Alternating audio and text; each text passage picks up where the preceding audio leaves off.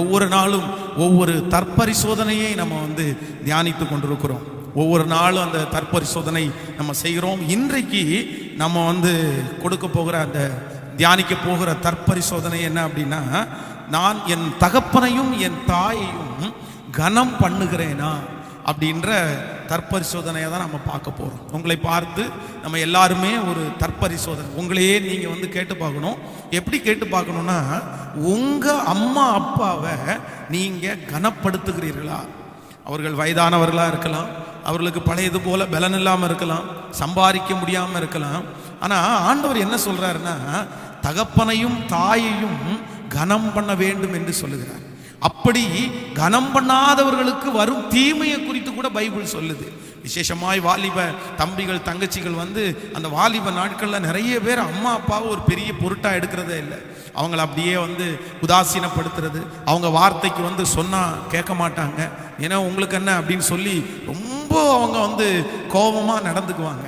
என்னுடைய ஊழிய அனுபவத்தில் நான் அம்மா அப்பாவை மதிக்காம அம்மா அப்பாவை தூக்கி பேசின எத்தனையோ பேருடைய வாழ்க்கை இன்னைக்கு கஷ்டப்பட்டு கொண்டிருக்கிறத என் கண்ணால் நான் பார்த்துருக்கிறேன். சில பிள்ளைகளுக்கு அம்மா அப்பா மேலே ஏதாவது கோவம் வந்துச்சுன்னா பேசுகிற வார்த்தை இன்ன வார்த்தைன்னு இல்லை, ஏதோ ஒன்று பயங்கரமாக பேசிடுவாங்க. அம்மா அப்பாவை அள வச்சு நிறைய பேர் பார்ப்பாங்க. ஆண்டவருடைய பிள்ளைகளை நான் பலிபீடத்திலிருந்து சொல்லுகிறேன், என்னுடைய வாழ்க்கையிலே ஒரு நாள் கூட என் தகப்பனையும் தாயையும் நான் கண்ணீர் வடிக்க வச்சதே இல்லை. ஒரு சிங்கிள் டே, ஒரு நாள் கூட எங்கள் அம்மா அப்பா எனக்காக அவங்க நான் அவங்கள கஷ்டப்படுத்தியோ ஒரு வார்த்தை பேசியோ கீழ்ப்படியாமலோ அவங்க என் நிமித்தம் அவங்க ஒரு நாள் கூட கண்ணை கசக்கினது கிடையாது. நான் ஊழியத்திற்காக வரும்போது அவங்க இன்னும் கொஞ்சம் லேட்டாக போனால் போதுமே அப்படின்னு நினச்சாங்களே தவிர, அன்னைக்கு தான் அவங்க எனக்காக அப்படி அவங்க அந்த ஒரு வார்த்தையை தான் அவங்கள்ட்ட நான் கேட்கலையே தவிர, மற்றபடி ஒரு நாள் கூட என் தகப்பனார் தாயாருக்கு நான் கெட்ட பிள்ளையாக இருந்ததே இல்லை. அவங்க செய்கிற வேலையெல்லாம் செஞ்சுருக்கிறேன். அந்த வயதிலே படித்து கொண்டிருக்கும் போதே நான் போய் செங்கல் சூளையில வேலை செய்து சம்பாரித்து எங்கள் அம்மா அப்பாவுக்கு நான் காசை கொடுத்துருக்கிறேன். அவங்கள்ட்ட கொடுத்து அவங்க ஏதோ கொடுத்தா அதை வாங்கி செலவு பண்ணுறதான் வழக்கம். ஆனால் இன்றைக்கு இருக்கிற பிள்ளைகள் ரொம்ப மோசமாய் நடந்து கொள்ளுகிறார்கள். என் வாழ்க்கையிலே ஆசீர்வதிக்கப்படுறதற்கு காரணம் கூட அதுதான்.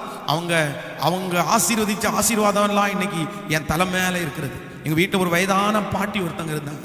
அந்த பாட்டி எல்லாருமே அந்த பாட்டியை உதாசீனப்படுத்துவாங்க. ஆனால் அவங்களுக்கு இந்த கறியெல்லாம் ஏதாவது ஒரு நாள் எடுத்தாங்க அப்படின்னா அதை சாப்பிட்றது அவங்களுக்கு ஆசையாக இருக்கும்.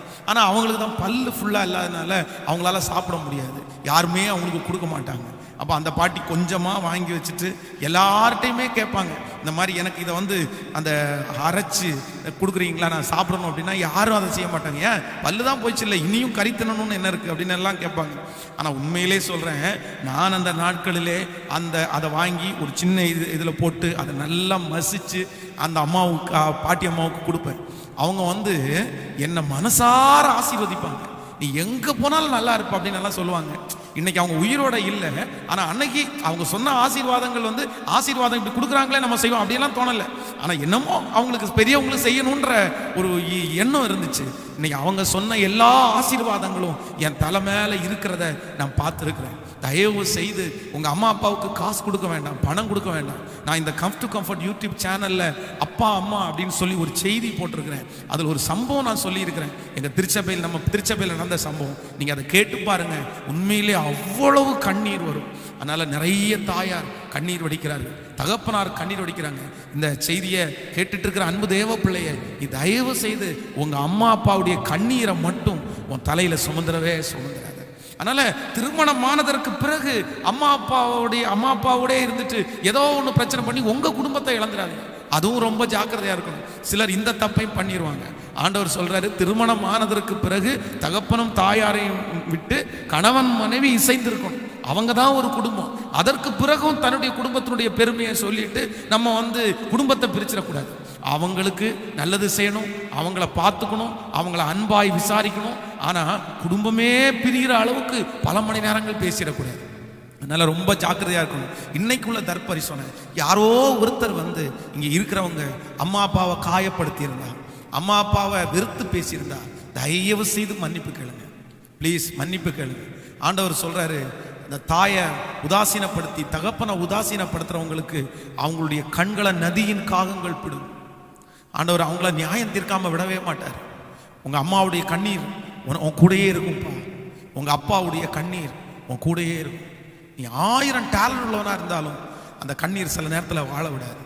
அதனால ஜஸ்ட் அம்மா அப்பா சுமந்து அவங்க ஒரு பிள்ளைய சுமக்கிறது என்கிறது சாதாரணமானதல்ல. ஜப்பானில் வந்து ரொம்ப இப்போ வந்து வருஷத்துக்கு வருஷம் வந்து மக்கள் தொகை அங்கே குறைஞ்சிட்டு இருக்காங்க. காரணம் என்னன்னா, அங்கே இருக்கிற பெண்களுக்கு யாருக்குமே குழந்தைய பெத்தெடுக்கணும் அப்படின்ற எண்ணமே இல்லையா. நம்ம ஏன் அவ்வளோ கஷ்டப்பட்டு 10 மாதம் சுமந்து அவ்வளோ இதுவாக வளர்த்துற வேணான்னு நீ ஜனத்தை குறைஞ்சிட்டு இருக்கோம். ஆனால் உங்களையும் என்னையும் பெற்றெடுத்த தாய், நமக்காக வேலை செய்து கொடுத்த தகப்பனார் எவ்வளோ கொடியவராக இருந்தாலும் நம்மளை அவங்க வளர்த்துனாங்கல்ல.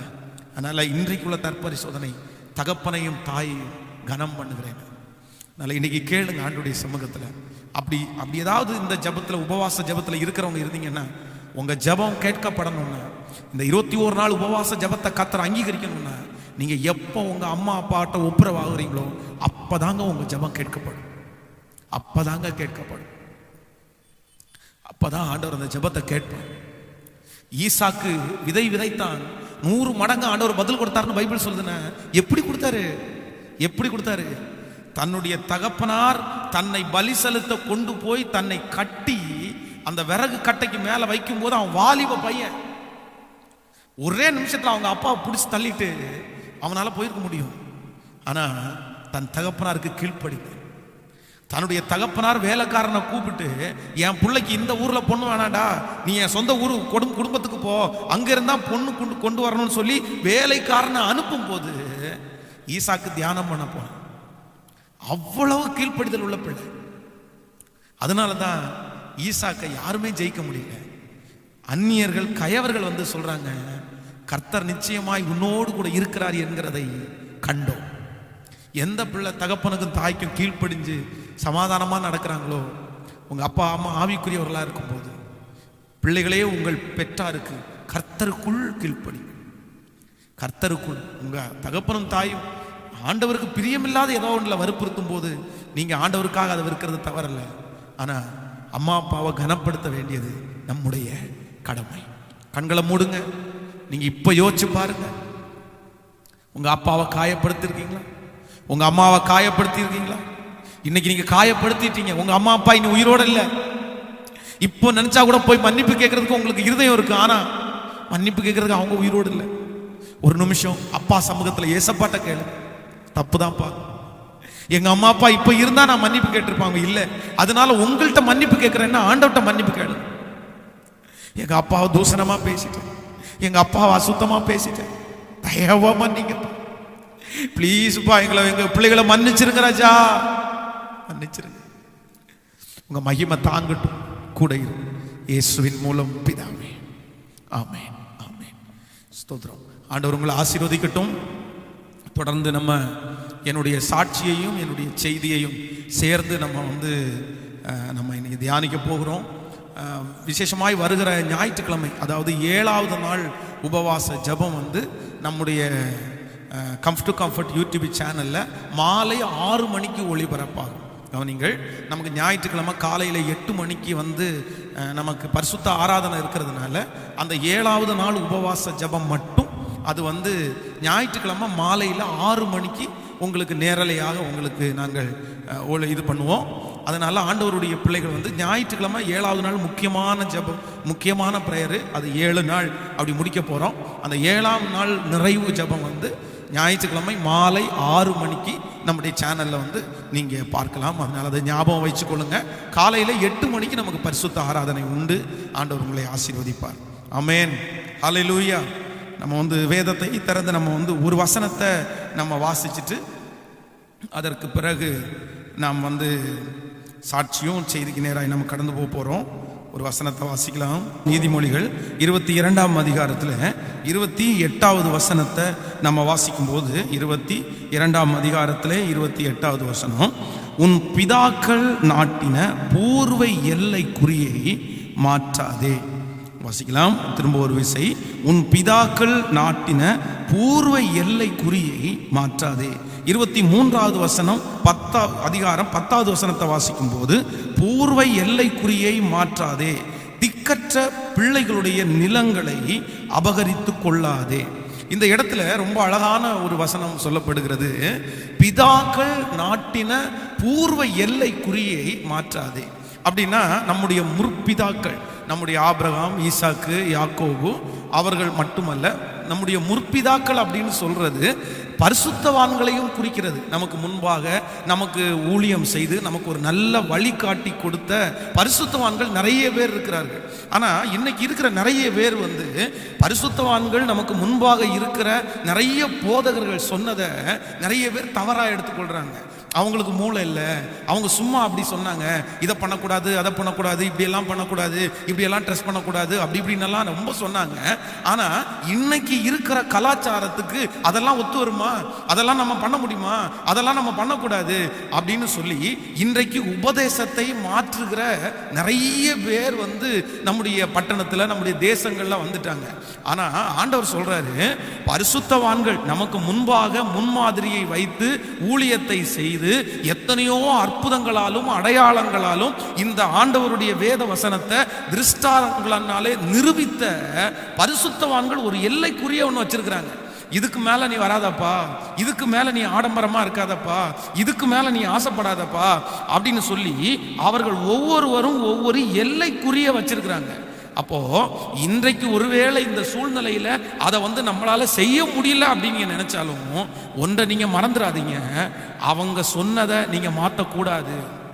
நிறைய பேர் என்ன சொல்லுவாங்க அப்படின்னா, இப்போ பாருங்க ஃபாரின்ல இருக்கிறவங்க நிறைய பேர் இப்படியெல்லாம் ஆண்டவரை ஆராதிக்கிறாங்க, அவங்க ட்ரெஸ் எல்லாம் அப்படி இல்லை, அவங்களுடைய வாழ்க்கையெல்லாம் அப்படி இல்லை, ஆனால் அவங்க ஆராதிக்கும் போது ஆண்டவருடைய பிரசன்னம் இறங்கலையா அப்படின்னு சொல்லுவாங்க.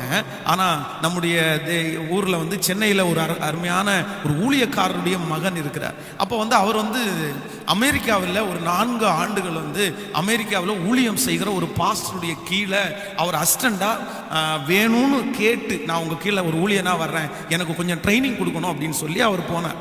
அப்போ அவருடைய கீழே அவர் ஊழியம் பார்த்தேன். அப்போ நான் அவரை பார்த்து கேட்டேன், ஆச்சரியமா இருக்குது, ஃபாரின் ஆட்களிடத்தில் போய் நீங்க ஊழியத்துக்காக ட்ரைனிங் எடுத்துட்டு எப்படி நீங்க இவ்வளோ சிம்பிளா இருக்கிறீங்க, உங்களால எப்படி இப்படி இருக்க முடியாது, இவ்வளோ தாழ்மையா இப்படி இருக்கிறீங்களே, எப்படி இருக்க முடியும்னு கேட்கும்போது அவர் ஒரு ரொம்ப ஷாக்கான ஒரு விஷயத்த சொன்னாரு. அமெரிக்காவில் யுஎஸ்ஏல இருக்கிற ஒரு தேவனுடைய ஊழியக்காரர் அவங்க குடும்பத்தை நடத்துறது, அவங்க பிள்ளைகளை நடத்துறது, அவர்கள் ஆராதிக்கிறது, அவருடைய லைஃப் ஸ்டைலு என் லைஃபை மாற்றிடுச்சு பாஸ்டர். நம்முடைய ஊர்ல கூட அப்படி சிம்பிளா யாருமே இல்லை, அவ்வளவு ஒழுக்கமாய் அவ்வளவு ஸ்ட்ரிக்டா ஆராதிக்கிறவங்க நம்ம ஊர்ல கூட பார்க்க முடியாது. அவ்வளவு நேர்த்தியான ஊழியக்காரன்னு நிறைய சாட்சிகளை சொன்னாங்க. அதான் ஆண்டவர் சொல்றாரு, தேசமெல்லாம் தவறு பண்ணாலும், தேசத்துல இருக்கிற எல்லாருமே ஆண்டவருக்கு விரோதமா செஞ்சாலும், பாகாலுக்கு முன்பாக முழங்கால் படியிடாத 7000 பேர் தனியா இருக்கிறாங்கன்னு ஆண்டவர் சொல்றாருல தீர்க்கதரிசியின் இடத்துல. அவன் சொல்றான், ஆண்டவரே நான் மட்டும்தான் உத்தமன், நான் மட்டும்தான் உமக்கு பயந்தவன், யாருமே இந்த உலகத்துல நல்லவங்க இல்ல போல தெரியும் போது நீ நல்லவன் நினைச்சுக்காத. இல்ல, இந்த ஊர்ல 7000 பேரு பாகாலுக்கு முன்பாக முழங்கால் படியிடாத தனியா இருக்கிறாங்க. அப்போ இந்த கவனிங்க, இந்த உலகத்துல ஆயிரக்கணக்கான பேர் ஆண்டவருடைய பேரை சொல்லி பகட்டாக இருந்தாலும், ஆண்டவர் சிம்பிளா ஆண்டவரோட பரிசுத்தமா வாழ்றதற்கு பரிசுத்தத்தை முக்கியத்துவப்படுத்தி ஆண்டவருடைய தொடர்பு அப்படியே வச்சுக்கிட்டு இருக்கிறவங்க மேல ஆண்டவருடைய கண்கள் இருக்கிறது. இந்த உபவாச ஜெபத்துல என்னோடு இருக்கிற உங்களிடத்துல நான் சொல்லிக் கொள்றது என்ன அப்படின்னா, தேவனுடைய பிள்ளைங்க பரிசுத்தவான்களிடத்துல கற்றுக்கொள்ள வேண்டியது நிறைய இருக்குது. ஆனா இன்னைக்கு நிறைய பேர் அப்படி பரிசுத்தவான்களிடத்திலிருந்து கற்றுக்கொள்றதுக்கு விரும்புறதில்லை. அவங்க என்ன ஒரு சிலர் என்ன நினைக்கிறாங்க அப்படின்னா, அவங்க செஞ்சது எல்லாமே தப்புன்னு நினைக்கிறாங்க. அவங்க எல்லாரும் செஞ்சது தப்பா இருந்ததுனாலயா இந்த கிறிஸ்தவம் இவ்வளவு வளர்ந்துருச்சு, இத்தனை லட்சம் பேர் ரட்சிக்கப்பட்டார்கள். நான் சொல்றேன், இப்போ ரட்சிக்கப்படுறதை விட, இப்போ அற்புதங்கள் நடக்கிறத விட, நம்முடைய முன்னோர்கள் முன்பு இருந்த பரிசுத்தவான்கள் ஊழியம் செய்யும் போது எத்தனையோ அற்புதங்கள் நடந்துருச்சு. நம்ம காதுகளால நம்ம கேட்டிருக்கிறோம். இந்த பாஸ்டர் இப்படி ஜெபம் பண்ணார், மரித்தவர்கள் உயிரோடு எழும்பினாங்க, இந்த கேன்சர் கட்டி இப்படி போயிருச்சு. என்ன பொறுத்த அளவுல நம்முடைய முன்னோர்கள் பரிசுத்தவான்கள் ஊழியம் செய்த அந்த ஊழியத்தினால வந்த அற்புதத்தினுடைய 25% மிராக்கிள்ஸ் கூட இப்ப நடக்கிறது இல்லைன்னு தான் நான் சொல்லுவேன். அப்போ அவங்க செஞ்சதெல்லாம் தவறா? அப்போ ஒன்று நினைத்துக் கொள்ளுங்கள், நீங்க ஊழியக்காரங்களிடத்திலிருந்து கற்றுக்கொள்ள வேண்டியது நிறைய இருக்குது. நீங்க கற்றுக்கொள்ளணும். இதை ஒரு ஹேபிட்டா நீங்க வச்சுக்கணும்.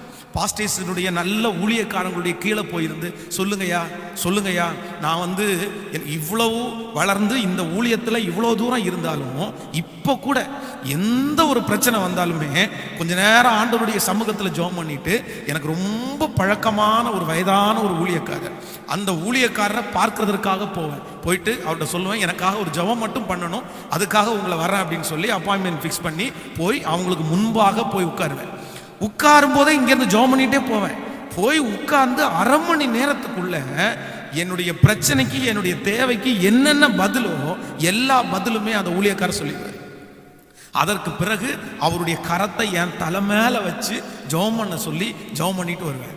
இன்றைக்கு வரைக்கும் நான் அப்படி செய்து கொண்டிருக்கிறேன். அன்பு தேவனுடைய பிள்ளைகளே, வயதான ஊழியக்காரர்கள் இல்லை என்றால் முன்னாடி ஊழியம் செய்த ஊழியக்காரர்கள், அவர்களை ஒரு நாளும் நீங்க என்ன பண்ணிடாதீங்கன்னா அற்பமா நினைச்சிடாதீங்க. ஒரு நாளும் அவங்களுடைய உபதேசம் இல்லை என்றால் அவர்களுடைய அந்த ட்ரஸ்டிங் கோடு, அவர்களுடைய சில நிபந்தனைகளை நீங்க கீழ்ப்படிய முடியாததுனால அது தவறுன்னு சொல்லிடாதீங்க. ஆண்டவருடைய நாமத்திற்காக யாராவது ஒருத்தர் எதை வெறுத்தாலும் நான் நம்புறேன், அதற்குரிய பலனை ஆண்டவர் பரலோகத்தில் கொடுக்காம இருக்கவே மாட்டாருங்க. அப்போ ஒன்று நீங்கள் மிக கவனமாய் நீங்கள் அறிந்து கொள்ள வேண்டும், பரிசுத்தவான்களிடத்திலிருந்து நிறைய கற்றுக்கொள்ளணும், கிராஸ் பண்ணிட்டே இருக்கணும். என்ன செய்யறாங்க? என்னுடைய ஊழிய அனுபவத்தில் நான் மறக்க முடியாத ஆண்டு இந்த ஆண்டு. நான் வார்டனாக இருக்கும்போது அதே பைபிள் காலேஜினுடைய கூட இருக்கிற சர்ச் ஆஃப் காட் திருச்சபையில் பாஸ்டருடைய அசிஸ்டண்டாக இருந்தேன். பாஸ்டர் இயேசுபால் அவர்களுடைய அசிஸ்டண்டாக இருந்தேன். 1 இயர் அங்கே அசிஸ்டன்ட் பாஸ்டராக இருந்தேன். அப்போது பாஸ்டர் இயேசுபால் அவங்க ரொம்ப அழகான ஒரு ஆராதனை வீரர், ரொம்ப அழகா செய்தி கொடுக்குற ஒரு தேவனுடைய மனுஷன். அவங்க அந்த சர்ச்சை ரொம்ப அழகா நடத்துவாங்க. அவங்க பொதுவாக பார்த்தீங்க அப்படின்னா விசுவாச மக்களுக்கு தேவைக்காக அவங்களிடத்துல பேசுவார். என்ன தேவையோ அந்த தேவைக்காக பேசுவாங்களே தவிர தேவை இல்லாம ஒரு வார்த்தை கூட பேச மாட்டாங்க. அதே போல சனிக்கிழமை ஆயிடுச்சு அப்படின்னா அவங்க செல்லு சுவிட்ச் ஆஃப் பண்ணி வச்சிருவாங்க, யாரிடத்துலையுமே பேச மாட்டாங்க. சனிக்கிழமை முழுவதும் ஜெபிக்கிறதற்காக நேரத்தை செலவு பண்ணுவாங்க. அவங்க ஆராதனை நடத்தும் போது அவ்வளவு அழகா ப்ரிப்பரேஷன் பண்ணி அந்த ஆராதனையை அவங்க கொண்டு நடத்துவாங்க. என்னுடைய ஊழியத்தில் அந்த 1 ஆண்டு காலம் முழுவதும் நான் நிறைய அவங்கள்ட்ட இருந்து கத்துக்கிட்டேன். எல்லாத்தையும் அவங்கள்ட்ட கிராஸ் பண்ணிட்டேன். ஓ, இந்த பிரச்சனைக்கு பாஸ்டர் இப்படி நடந்துக்கிறாங்கல்ல, இந்த சூழ்நிலைக்கு பாஸ்டர் இப்படி நடந்துக்கிறாங்கல்ல, அது எல்லாத்தையுமே நான் படித்தேன். கவனிங்க, உங்க முன்பாக ஆண்டவர் வைத்திருக்கிற சில ஊழியர்களிடத்துல ஆண்டவர் உங்களை கொண்டு போய் வைக்கிறாருன்னா, இல்லைன்னா ஆண்டவர் உங்களை அந்த ஊழியக்காரரிடத்துல கீழே இருக்க வைக்கிறார், இல்ல பார்க்க வைக்கிறார் அப்படின்னா, நீங்க சும்மா குறை சொல்றதுக்கு இல்லை, குற்றம் சொல்றதுக்கு இல்லை. நான் சொல்றேன், அவர்களிடத்திலே இருக்கிற சின்ன சின்ன தவறுகள் இருக்கலாம், தவறுகளை அதுவும் உங்களுக்கு ஒரு படிப்பினை தான். ஓ, நம்ம இப்படி செய்யக்கூடாது, பாஸ்டர் இப்படி செய்யறாங்க, ஆனால் நம்ம இதை செய்யக்கூடாது அப்படின்னு ஆண்டவர் கத்துக்கிறதுக்கு வைக்கிறாரு. அதே போல அவங்க ஊழிய வளர்ச்சிக்கு, அவங்க விசுவாசிகளிடத்துல இல்லைன்னா ஏதோ ஒரு காரியத்தை அவங்க நடந்துக்கிட்டு இருக்கும்போது நீங்க என்ன பண்ணணும் அப்படின்னா கத்துக்கணும். இன்றைக்கு என்னுடைய ஊழியத்தில் எனக்கு ரொம்ப பிரயோஜனமா இருக்கிறது என்ன அப்படின்னா, அன்னைக்கு என்னுடைய அந்த 5வது வருஷத்துல நான் தேவனுடைய ஊழியரோட சேர்ந்து அவரிடத்துல கத்துக்கிட்டது இன்னைக்கு நிறைய எனக்கு பிரயோஜனமா இருக்குங்க. நிறைய எனக்கு பிரயோஜனமா இருக்கு. ஊழியத்தை ஆரம்பித்த அந்த புதுசுல 2005 நம்ம ஆரம்பிக்கும் போது அந்த ஊழியத்துல உண்மையிலே சொல்றேன், சனிக்கிழமை காலையில எந்திரிச்ச உடனே அதே போல செல்ல சுவிட்ச் ஆஃப் பண்ணிட்டு எங்கேயாவது கண்ணுக்கு தெரியாத ஒரு இடத்திற்கு போய் அந்த புதருக்குள்ள இல்லைன்னா தென்னந்தோப்புக்குள்ள போய் முழங்கால் படிட்டு ஒரு பாட்டில் தண்ணி எடுத்துட்டு போய் நைட்டு அந்த கருக்கான அந்த நேரம் இருட்டுற அளவு வரைக்கும் அங்கேயே உட்கார்ந்து ஜெபம் பண்ணி 3 பேருக்கு 4 பேர் 5 பேருக்கு அப்படி பிரசங்கத்தை ஆயத்தப்படுத்துவேன். 5 பேர் தான் வருவாங்க. சரி, ஆனா அந்த பிரசங்கத்தை அது யார்கிட்ட கத்துக்கிட்டேன்னா அந்த பரிசுத்தவான்கள்ட்ட தான் கத்துக்கிட்டேன். ஸோ இன்றைக்கு என்னோடு கூட இருக்கிற அன்பு தேவனுடைய பிள்ளைகளே, உங்களுக்கு ரொம்ப அருமையாய் ஒன்று சொல்லுகிறேன். சிலரை ஆண்டவர் உங்கள்கிட்ட கத்துக்கிறதுக்காக ஒரு சிலரை கொண்டு வந்து வைப்பார். சிலரிடத்துல நல்ல முன்மாதிரியை கத்துக்கிறதுக்கு வைப்பார். சிலரிடத்துல கத்துக்க கூடாதுன்றதுக்காக சிலரை உங்க முன்னாடி வச்சிருப்பார். ஆனா நிறைய பேர் அதை பயன்படுத்துக்கிறதே இல்லை. கத்துக்க முடியாத ஆள் வந்துச்சுன்னா இவங்கள்ட்ட மனுஷன் இருப்பானே, நாங்கள் ஓடுறேன் அப்படின்னு ஓடுவாங்க. கத்துக்கிற ஆள்கள்கிட்ட அது அவங்க வேலை அப்படின்னு அமைதியா இருப்பாங்க. இல்லை இல்லை இல்லை, ஒரு தேவனுடைய பிள்ளை கற்றுக்கொள்றதுல ரொம்ப கவனமா இருக்கணும், ரொம்ப கவனமா இருக்கணும். இல்லை அப்படின்னா நீங்க தோல்வி அடைச்சிருங்க. அதான் தேவனுடைய மனுஷன் சொல்லும் போது சொல்கிறான், ஆண்டவர் ஒரு விசை என்னோட பேசினார், ஆனா 2 விசை நான் கேட்டேன். 2 விசை நான் எனக்கு மற்றவங்களுக்கு சமயத்திற்கு ஏற்ற வார்த்தையை ஆண்டவர் எனக்குள்ள இருந்து பேசும்படியாக கர்த்தர் எனக்கு கல்விமானின் நாவை கொடுத்திருக்கிறார். கற்றுக்கொள்ளத்தக்கதாக என்னுடைய செவியை ஆண்டவர் திறக்கிறார் அப்படின்னு தேவனுடைய மனுஷன் சொல்றான். அப்போ அதான் உலகத்தான் கூட சொல்லுவான்ல, கற்றது கையளவு கல்லாதது உலகளவு அப்படின்னு சொல்லுவான்ல. ஒரு தேவனுடைய பிள்ளை எப்பவுமே கிராப்ஸ் பண்ணிட்டே இருக்கணும். எப்பவுமே அவனுடைய மைண்ட் யோசிச்சுட்டே இருக்கணும். என்ன பண்றாங்க, பொதுவாக சொல்றேன், ஒரு மொபைல்ல ஒன்றை நீங்க யூஸ்ஃபுல்லா ஒன்று பார்த்தா கூட டக்குன்னு உங்களுடைய சிந்தை எப்படி போகணும் அப்படின்னா அதுல ஒன்று நீங்க படிச்சுக்கணும். நான் அதுதான் உண்மையிலே ஆண்டவருடைய பிள்ளைகளே, எனக்கு எதுவுமே இந்த ஊழியத்திற்கு வர்றதற்கு முன்பாக நான் ஜீரோ, ஒண்ணுமே கிடையாது, எதுவுமே இல்லை. படிப்பில்லை, நாலேஜ் இல்லை, அறிவில்லை, எதுவுமே இல்லை. ஆனா இன்றைக்கு ஆண்டவருடைய கிருபையில என்னுடைய ஊழியத்திலே செய்யக்கூடிய அனைத்துமே யாருமே இல்லைன்னா கூட அந்த காரியத்தை இப்படி இப்படி செய்யலாம், இப்படி இப்படி செய்யலாம் அப்படின்றத நான் கத்துக்கிறதுக்கு முயற்சி எடுக்கிறேன். இப்போ இந்த நிமிஷத்துல கூட எந்த கடைக்குள்ள நான் என்றானாலும் அந்த கடைக்கு போகும்போது எதையுமே பார்க்க மாட்டேன், அந்த கடையில என்ன பண்ணியிருக்காங்கன்னு தான் பார்ப்பேன். ஒரு பில்டிங் ஹைட்டா பண்ணியிருக்காங்களா, எப்படி இதை ஹைட்டா பண்ணாங்க, எப்படி இதை தூண் இல்லாம பண்ணாங்க, எப்படி இதை மாட்டியிருக்காங்க, எப்படி இதை பண்ணியிருக்காங்க, இந்த சவுண்டு எப்படி வருது. அந்த மாதிரி இன்று இது அல்ல, இன்னும் நான் கத்துக்க வேண்டியது நிறைய இருக்குன்னு என் மனசு சொல்லிட்டே இருக்கு. நான் கத்துக்கிறது ஃபினிஷ் ஆகுது, எல்லாம் எனக்கு தெரியாது, இன்னும் நிறைய தெரிய வேண்டியது இருக்குது. ஸோ இன்றைக்கு ஃபர்ஸ்ட் உங்களுக்கு சொல்றேன், என் ஊழிய அனுபவத்தில் நான் அந்த உடன் ஊழியராக இருந்த அந்த வருஷத்துல நான் நிறைய கத்துக்கிட்டேன். இன்றைக்கு ஒரு தீர்மானத்தோட இந்த இடத்துல இருந்து போனேன். ஆண்டவரே, எனக்கு அப்படிப்பட்ட ஒரு கிருபையை தாங்கப்பா. நான் அதுல ரொம்ப தீவிரமா இருக்கணும் ஆண்டவரே, நான் யோசிக்கணும் ஆண்டவரே, அப்படி ஜெபிக்கணும் ஆண்டவரே, அந்த கிருபை எனக்கு தாங்க ஆண்டவரேன்னு கேளுங்க. நிச்சயமா சொல்றேன், ஆண்டவர் உங்களை எப்படி நிறுத்த போறாருன்னா தேறினவர்களாய் நிறுத்த போறார்.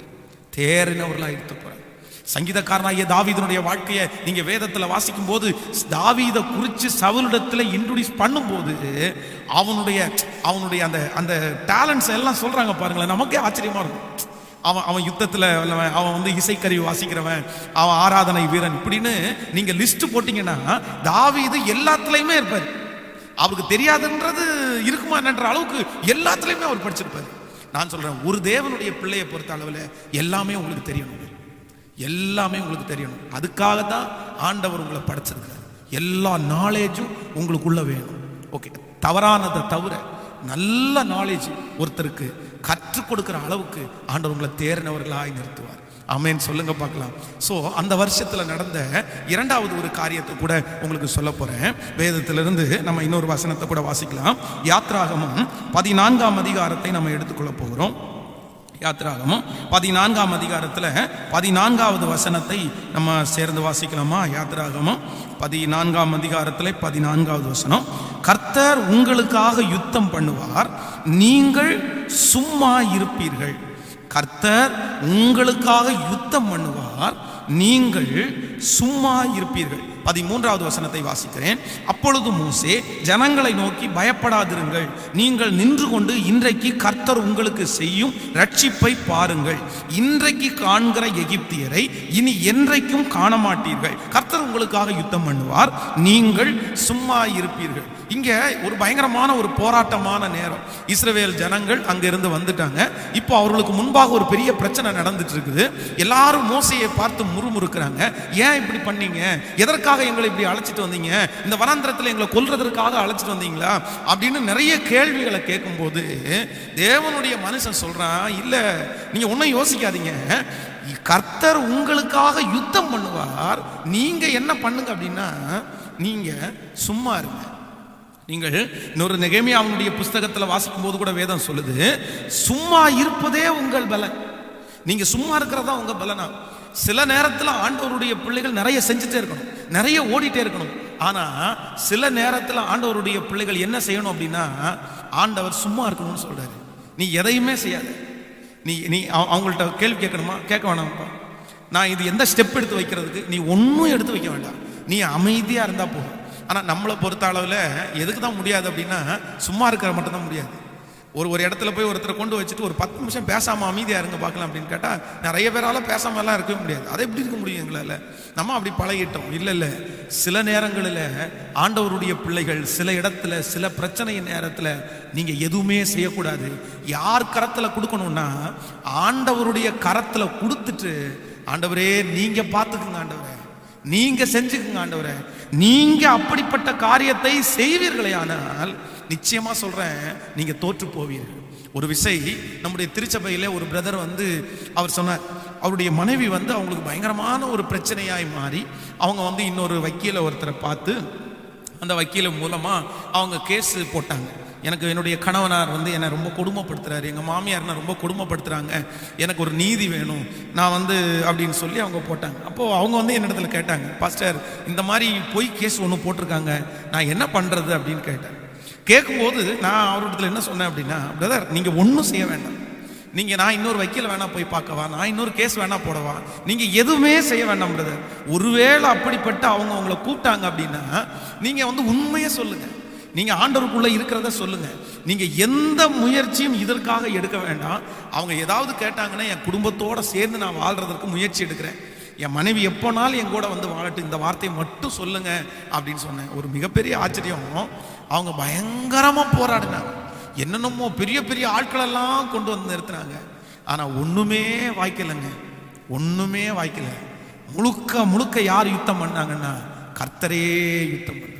இந்த வார்த்தையை கேட்டுக்கொண்டிருக்கிற ஆண்டவருடைய பிள்ளைகளே, இன்றைக்கு யாரோ ஒருத்தரிடத்துல ஆண்டவர் பேசிக்கொண்டே இருக்கிறார். இது நீங்கள் கிரியை செய்ய வேண்டிய காலம் அல்ல, நீங்க எதிர்த்து பேச வேண்டிய காலம் அல்ல, நீங்க அவங்க ஒண்ணு செஞ்ச உடனே நீங்க ஒரு 10 பேரை கூட்டிட்டு போற காலம் அல்ல. ஆண்டவர் சொல்றாரு, நீ சும்மா இரு மகனே, நீ சும்மா இரு மகளே, உனக்கு விரோதமாய் உருவாக்கப்படும் எந்த ஆயுதமும் அது வாய்க்காதே போகும், நீ பேச வேண்டாம், கர்த்தர் உனக்காக பேசுவார். சிமேயை குறித்து வேதம் சொல்லுகிறது, சிமேயு தாவீதை தூஷிக்கிறான், ரத்த பிரியனே, பேலியாளின் மகனே என்று தூஷிக்கிறான். அப்போ பக்கத்துல இருக்கிற வேலைக்காரன் சொல்றான், அந்த படை தளபதி சொல்றான், இவன் ஒரு செத்த நாய் உங்களை பேசுது, இவனை இதோட முடிச்சிருவோம், நம்ம இவன் கதையை முடிச்சிருவோம் அப்படின்னு கேட்கிறான். ஆனா கூட இந்த தாவீது என்ன சொல்றான் அப்படின்னா, அவன் என்ன தூஷிக்கணும்னு ஆண்டவர் அனுமதிச்சிருக்கிறாருப்பா, நீ சும்மாரு, நீ விட்டுரு, கர்த்தர் பார்த்துக்கிட்டோம், ஆண்டவர் பார்த்துக்கிட்டோம். நீங்க அந்த அதிகாரத்தில் வாசிக்க முடியும், தாவீது ராஜாவாக்கப்பட்டான், ஆனா சிமேயு அந்த ஊருக்குள்ள கூட நுழைய முடியல, திரும்ப தாவீதுனுடைய முகத்தை அவனால பார்க்கவே முடியல. அதனால தீர்க்க தரிசனமாய் சொல்லுகிறேன், இன்றைக்கு எவர்கள் உனக்கு விரோதமாய் எழும்புகிறார்களோ அவர்கள் உங்கள் பட்சத்திலே வருவார்கள். நீங்க செய்ய வேண்டியது ஒன்னே ஒண்ணு மட்டும்தான், கர்த்தருடைய கரத்துல கொடுத்துட்டு அமைதியா இருங்க.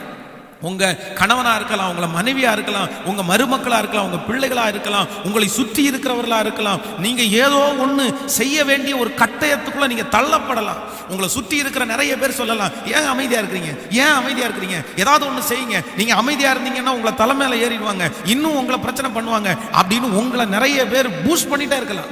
செய்யணும் செய்யணும்னு சொல்லலாம். இல்ல இல்ல இல்ல இல்ல, நீங்க எதுவுமே செய்யாதீங்க, கர்த்தர் கையில கொடுத்துருங்க, கர்த்தர் கையில கொடுத்துருங்க.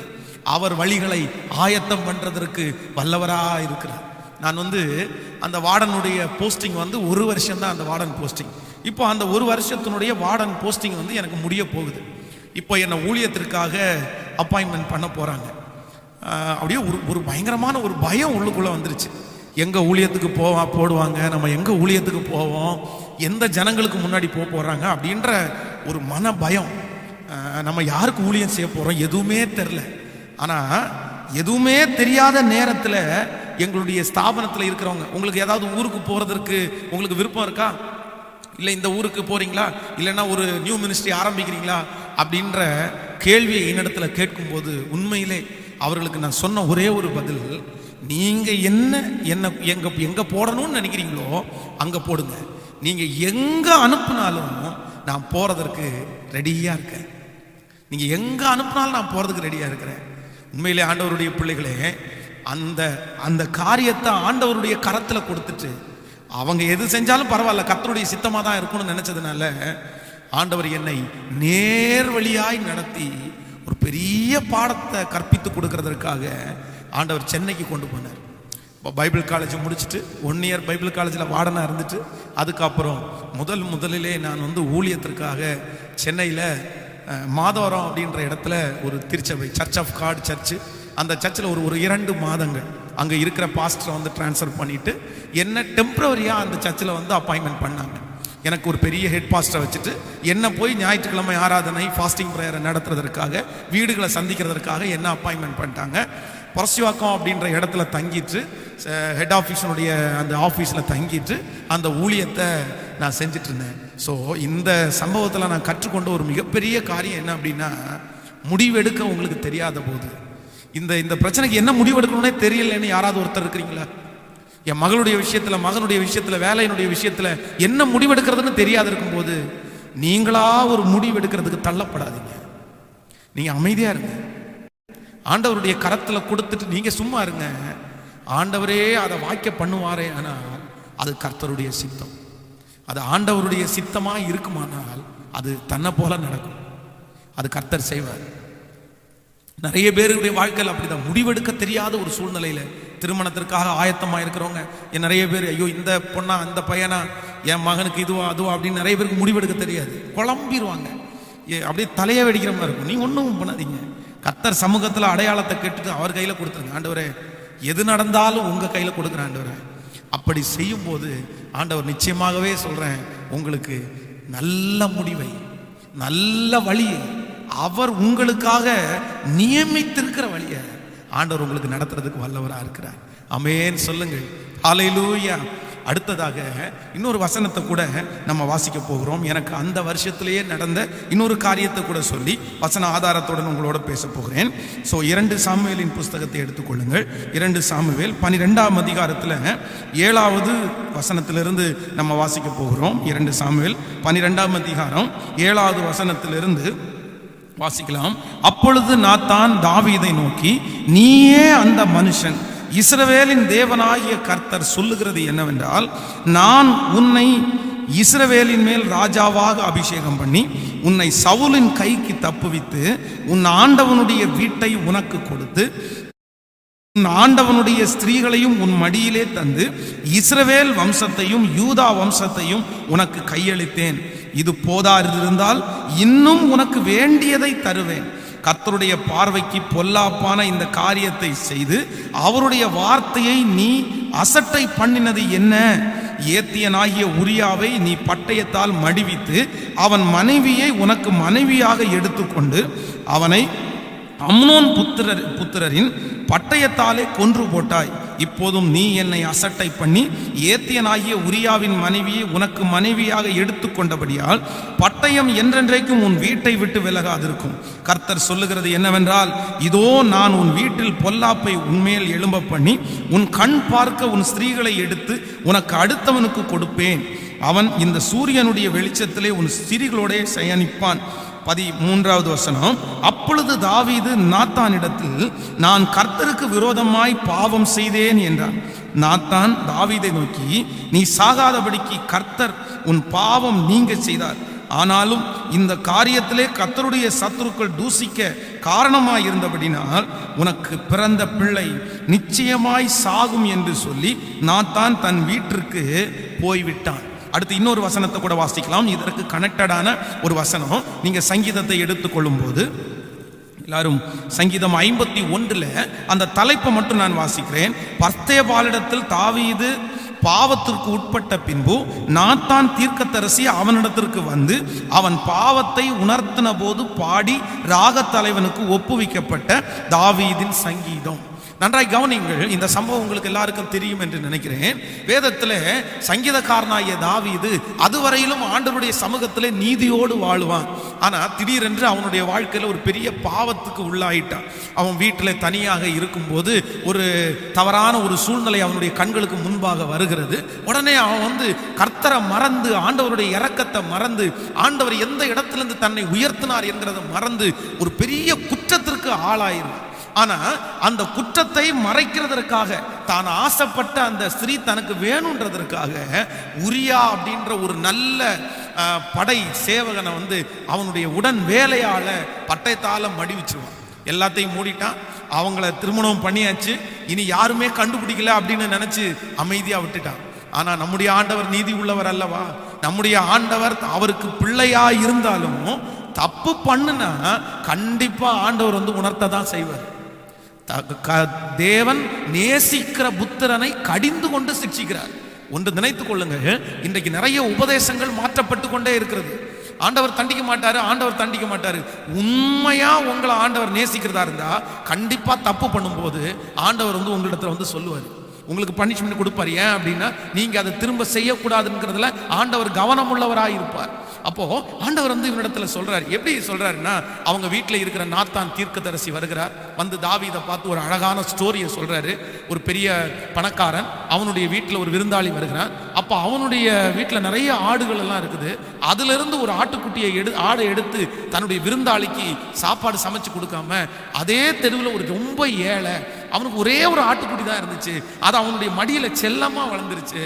ஆனா அந்த ஆட்டுக்குட்டியை பிடிச்சு அதை சமைத்து தன்னுடைய விருந்தாளிக்கு சாப்பாடு கொடுத்தான்னு சொன்ன உடனே தாவீதுக்கு அப்படியே கோபம் உச்சிக்கு ஏறிடுச்சு. யார் அந்த மனுஷன் அப்படின்னு சொன்ன உடனே தீர்க்கதரிசி தாவீதை பார்த்து சொல்றாங்க, நீயே அந்த மனுஷன், நீயே அந்த மனுஷன். நன்றாய் கவனிங்கள். பொதுவாக பழைய ஏற்பாட்டின் காலத்துல ராஜான்னு ஒருத்தர் இருந்தா அந்த ராஜா எதையுமே செய்ய துணிவார். அவரால் அந்த தேசத்திலே இருக்கிற தீர்க்கதரிசிகளை கூட கொல்லுவாங்க. நீங்க சவுல் ராஜாவுடைய வாழ்க்கையை பார்க்கும் போது சவுல் ராஜா நிறைய தீர்க்கதரிசிகளை கொன்னுட்டான் அப்படின்னு பைபிள் சொல்லும். இந்த தாவீதுக்கு முன்னாடி நாத்தான் தீர்க்கதரிசி கர்த்தர் தனக்கு கொடுத்த வார்த்தையை தைரியமா சொல்றாரு, நீங்க தான் அந்த ஆளு, இவ்வளவு பிரச்சனை பண்ணது நீங்க தான், அந்த ஏழையினுடைய ஆட்டை எடுத்து அடிச்சது நீங்க தான். எப்படின்னு கேட்டா, நீங்க தானே உரியாவை கொன்னுட்டு அவங்க மனைவியை எடுத்துக்கிறீங்க, கர்த்தர் உங்களை எச்சரிக்கிறாரு, கர்த்தர் உனக்கு பெரிய பிரச்சனை காத்திருக்குன்னு சொல்றாரு. பொதுவாக இப்படிப்பட்ட ஒரு பெரிய தலைவராக இருக்கவங்க என்ன பண்ணுவாங்கன்னா, சரிப்பா இதை வேற எதுக்கும் சொல்லிடாத, சொன்னா உனக்கு நடக்கிறதே வேற, உன் உயிர் இருக்காது அப்படின்னு மிரட்டலாம். இல்லை அப்படின்னா இவனுக்கு தெரிஞ்சு போச்சு, இவனை உயிரை எடுத்துட்டா எல்லா வேலையும் முடிஞ்சிடும் அப்படின்னு நினைக்கலாம். ஆனா தாவீது ராஜா, அந்த தாவீது ராஜாவா இருந்தும் அந்த தீர்க்கதரிசி தன்னை எச்சரிச்ச அடுத்த நிமிஷத்துல 51ஆம் சங்கீதத்தை வேதம் சொல்லுது, அவன் தேவனுடைய சமூகத்துல இரக்கத்திற்காக கெஞ்சுறான். நீங்க 51வது சங்கீதத்தை வாசிச்சு பார்த்தீங்கன்னா, தேவனே உமது கிருபையின்படி எனக்கு இறங்கும், உம்முடைய மிகுந்த இரக்கத்தின்படி என் பாவம் நீங்க என்னை சுத்திகரி, என் தாய் என்னை பாவத்தில் கற்பம் தரித்தார், உள்ளத்தில் உண்மை இருக்க விரும்புகிறேன், அந்த காரணத்தில் ஞானத்தை எனக்கு தெரியப்படுத்தணும் அப்படின்னா என்னுடைய பலனெல்லாம் என்னை விட்டு போயிருச்சு, நீர் எலும்புன என்னுடைய நீர் நொறுக்கின என்னுடைய எலும்புகள் போயிருச்சு, எனக்குள்ள சந்தோஷம் இல்லை. ஆண்டோடைய சமூகத்தில் இரக்கத்திற்காக கெஞ்சுறான், என்னை ஈசோப்பினால் கழுவும் அப்பொழுது நான் சுத்தமாவேன், உறைந்த மலையிலும் வெண்மையாவேன் அப்படின்னு கெஞ்சுறான்.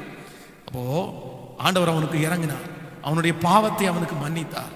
இன்றைக்கு இந்த ஜபத்துல இருக்கிற ஆண்டவருடைய பிள்ளைகளுக்கு இன்றைக்கு அடுத்து நான் சொல்ற மிக முக்கியமான ஒன்று என்ன அப்படின்னா, நீங்க தப்பு பண்றது கூட சரி, தப்பு பண்ணிட்டீங்க, தவறு செய்யாத மனிதன் இல்லை. ஆவிக்குரிய வாழ்க்கையில சில நேரத்துல நீங்க விழுந்து விழுந்து எழும்புனா, ஆனா தவறு செய்தது கூட ஒரு விதத்துல சரி நீங்க பண்ணிட்டீங்கன்னு சொல்லலாம். ஆனா நிறைய பேருக்குள்ள அதை நிரூபிக்கிறாங்க பாருங்களேன், நிரூபிக்கிறீங்க பாருங்களேன். தப்பு பண்ணிட்டு, நான் சொல்றேன், தப்பு பண்ணிட்டு மன்னிப்பு கேட்கிறவன ஆண்டவர் விட்டுருவாரு. ஆனா தப்பு பண்ணிட்டு இதை சரின்னு சொல்றான் பாருங்களேன், அவங்களுக்கு நிச்சயமா தண்டனை உண்டு, துணிகரமான பாவம். அதுக்கு பேர் தான் துணிகரமான பாவம். என்னுடைய வாழ்க்கையில அந்த வருஷத்துல நடக்க ஒரு ஒரு சம்பவம் என்ன அப்படின்னா, நான் இங்கிருந்து சென்னைக்கு போயிட்டேன். சென்னையில் போய் ஊழியம் செய்கிறதற்காக போனால் உண்மையிலே என் லைஃப்லையே ரொம்ப ஜாலியான இடம் சென்னை அப்படின்னு தான் நான் சொல்லுவேன். ரொம்ப ஜாலியாக இருந்துட்டேன். ஒப்பனா சொல்கிறேன் உங்கள்கிட்ட, இது வரைக்கும் ஆண்டவரோட ரொம்ப நெருக்கமாக கர்த்தரிடத்துல பேசிட்டு பயங்கரமாக இருந்தேன். ஆனால் சென்னைக்கு போன உடனே என்னுடைய குணமே நிறைய மாற்றப்பட்டுருச்சு. அங்கே போன உடனே நிறைய ஃப்ரெண்ட்ஸு, சந்தோஷமான சாப்பாடு.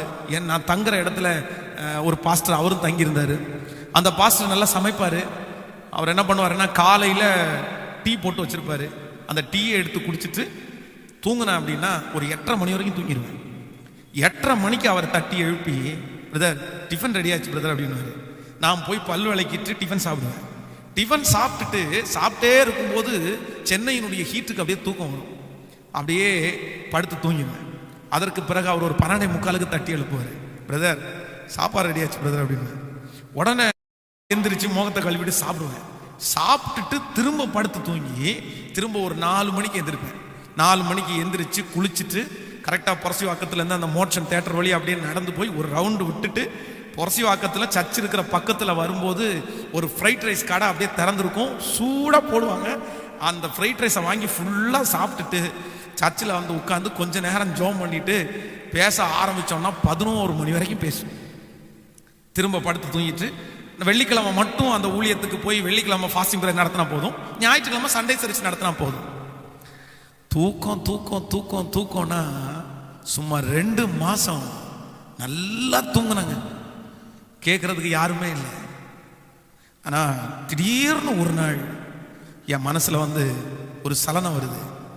இப்படியே நீ இருந்துட்ட அப்படின்னா நீ ஒன்றும் இல்லாம போயிடுவப்பா, நீ ஊழியம் செய்ய மாட்ட, நீ எதற்காக அழைக்கப்பட்ட, நீ எங்க இருக்க வேண்டியவன், நீ எங்க போக வேண்டியவன், நீ என்ன பண்ணிட்டு இருக்க, உனக்கு இங்க என்ன வேலை அப்படின்ற வார்த்தை எனக்குள்ள அப்படியே வந்துட்டே இருந்துச்சு. எனக்கு சந்தோஷமா இருந்தாலும் ஒரு பக்கத்துல பயம் ஆயிடுச்சு. நம்ம இதுக்காக அழைக்கப்படலை, நம்ம இதுக்காக வரல, நம்ம ஆண்டவர் வேற ஒரு காரியத்திற்காக தான் அழைச்சிருக்காரு அப்படின்னு சொல்லிட்டு ஆண்டவரிடத்துல ஜெபம் பண்ண ஆரம்பிச்சேன். ஆண்டவரே எப்படியாவது என்னை இந்த இடத்துல இருந்து எங்கேயாவது ஒரு இடத்துல கொண்டு போயிருங்கப்பா, இங்க இருந்தா நான் உருப்பட மாட்டேன், எனக்கு இந்த சந்தோஷம் எனக்கு பிடிக்கல, இந்த மகிழ்ச்சி எனக்கு பிடிக்கல அப்படின்னு ஜெபம் பண்றேன். ஆனா அவ்வளோ சீக்கிரமா ஆண்டவர் ஜெபத்தை கேட்பாருன்னு தெரியல. ஜெபத்தை முடிச்ச ஒரு வாரத்துக்குள்ள என் கையில் ஒரு லெட்டர் வருது, உங்களுக்கு சென்னையிலேருந்து திருச்சி டிரான்ஸ்ஃபர், சர்ச்சுக்கு உங்களை அப்பாயின்மெண்ட் பண்ணிட்டாங்க. ஒரு விதத்தில் சந்தோஷமா இருந்தாலும் ஒரு விதத்தில் பயம் இருந்துச்சு.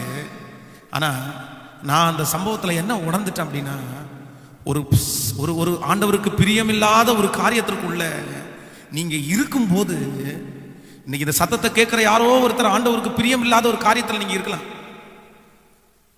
ஆண்டவருக்கு அது பிரியமே இல்லாம இருக்கலாம், ஆனா அது ஒரு மிகப்பெரிய சந்தோஷமா உங்களுக்கு இருக்கலாம். அது உங்களை சந்தோஷத்தை கொடுக்குது, அது உங்களுக்கு டைம் பாஸா இருக்குது, அது உங்களுக்கு நிறைய நன்மை தரதா இருக்கலாம். ஆனா லைட்டா ஆண்டவருடைய மனசு பேசிட்டே இருக்கும், நீ இதுக்காக தான் அழைக்கப்பட்டியா, உன் தரிசனம் இதுவா, உன்னை இதுக்காக தான் நான் வச்சிருந்தேனா, இதற்காக தான் உலகத்துல இருந்து உன்னை வேறு பிரிச்சனா, நீ இங்க இருக்க வேண்டிய ஆள் இல்ல, நீ எங்கேயோ இருக்க வேண்டிய, இங்க முடங்கி படுத்து கிடக்குறேன்னு ஆண்டவர் உங்களை பார்த்து பேசும்போது அதை யாரெல்லாம் கண்டினியூ பண்ணாம, சாரிப்பா எனக்கு இந்த இடத்துல இருந்து உடனே விடுதலை வேணும்ப்பா, நான் இந்த பாவத்தை கண்டினியூ பண்ண விரும்பல, இந்த இடத்தை நான் கண்டினியூ பண்ண விரும்பல, உடனே எந்திரிச்சு அது எவ்வளவு நஷ்டமானாலும் பரவாயில்லன்னு நினைச்சு கர்த்தரிடத்துல ஹெல்ப் கேட்டு அந்த இடத்தை விட்டு நீங்க எந்திரிக்கலன்னா உங்க வாழ்க்கையில திரும்பி நீங்க எழும்பவே முடியாம போயிடும்.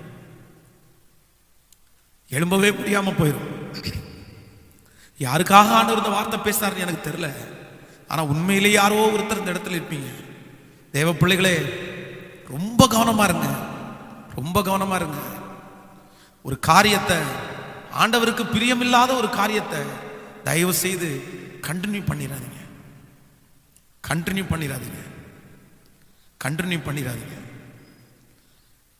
அதான் கண்டினியூ பண்ணிட்டீங்க அப்படின்னா அது உங்களுக்கு பழக்கமாவே மாறிடும். ஃபர்ஸ்ட் ஒரு காரியத்தை, ஆண்டவருக்கு பிரியம் இல்லாத ஒரு காரியத்தை நீங்க செய்யும் போது உங்க மனசாட்சி பாதிக்கும், நெஞ்சு படப்படன்னு அடிக்கும். அதற்கு அப்புறம் கொஞ்ச நாள் தாண்டினதுக்கு அப்புறம் உள்ள பேசிட்டே இருக்கும், நீ செய்யறது தப்புன்னு பேசிட்டே இருக்கும். ஆனா கொஞ்ச நாள் தாண்டினதுக்கு அப்புறம் அது பேசுறதே அமைதியாயிடும். அதான் உங்களுக்குள்ள இருக்கிற பரிசுத்த ஆவியானவர் துக்கப்பட்டு அமைதியாயிடுவார், எதுவுமே பேச மாட்டார். அதுக்கப்புறம் நீங்க என்ன பண்ணுவீங்க தெரியுமா, நீங்க செய்து கொண்டிருக்கிற அந்த தப்ப நிரூபிக்க ஆரம்பிப்பீங்க. அவன் செய்யலையா, இவன் செய்யலையா, இவங்க இப்படி பண்ணலையா, பண்ணிட்டு தானே இப்படி பண்றாங்க, உங்களை அறியாமலே நீங்க நிரூபிக்க ஆரம்பிப்பீங்க. நீங்க நிரூபிக்க ஆரம்பிச்சிட்டீங்கன்னாலே நான் சொல்றேன், தப்பு பண்றதை நிரூபிக்கிற எல்லாருமே அதுக்கு அடிமை ஆயிட்டாங்க. அதுக்கு அடிமை ஆயிட்டாங்க. அதனாலதான் நிறைய பேர் நிரூபிக்கிறாங்க. நிரூபிக்க ஆரம்பிக்காதீங்க. தவறு, நான் திரும்ப சொல்றேன், தவறு செய்யாத மனிதர்கள் இல்லை, விழாத மனிதர்கள் இல்லை. ஆனா ஒண்ணு மட்டும் ரொம்ப கவனமா இருங்க. உடனே அடுத்த செகண்ட், அடுத்த நிமிஷம் எந்திரிச்சிருங்க. சிம்சோன் தன்னுடைய வாழ்க்கையில செய்த மிகப்பெரிய தவறு என்ன தவறு அப்படின்னா, எந்திரிக்கலங்க. ஆண்டவர் ஒரு டைம் எச்சரிக்கிறாரு, டேய் உன்னை அழிக்கிறதுக்கு பாக்குறாப்பா. ரெண்டாவது டைம் எச்சரிக்கிறாரு, உன்னை அழிக்கிறதுக்கு பாக்குறாங்கப்பா. ஆனா அவ்வளவு எச்சரிப்பு கொடுத்தும் அவனுக்கு கண்டினியூ பண்றதுக்கு தான் மனசு இருந்தே தவிர கட் பண்றதுக்கு மனசு வரல. கவனிங்க, உங்களுக்கு நிறைய பேருக்கு கண்டினியூ பண்றதுக்கு தான் மனசு இருக்கே தவிர கட் பண்றதுக்கு மனசு இல்லை. எப்போ நீங்க கட் பண்றதுக்கு முயற்சி எடுக்கிறீங்களோ அப்பதான் ஆண்டவருடைய இறக்கம் உங்களுக்கு வரும். ஆனா கண்டினியூ பண்றதுக்கு முயற்சி எடுத்தீங்க, அதுல இருந்து நீங்க அவ்வளவு சீக்கிரமா வெளியே வர முடியாது. நீங்க பைபிள் ஒரு வசனம் ரொம்ப அழகா சொல்லுவோம். பட்டயத்தை எடுத்து ஒரு யுத்த வீரன் வெட்டிட்டே போவானுமா, வெட்டி வெட்டி வெட்டி பார்த்தீங்க அப்படின்னா அந்த ரத்த கரை அவனுடைய கையில பட்ட உடனே அந்த பட்டயம் அவனுடைய கையும் ஒட்டிக்கணும், கிரிப்பா ஒட்டிக்கணும்.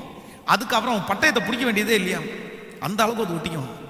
அதே போலத்தான் பாவத்தை கண்டினியூ பண்ணீங்கன்னா அது உங்க கேரக்டராகவே மாறிடும். So don't mistake.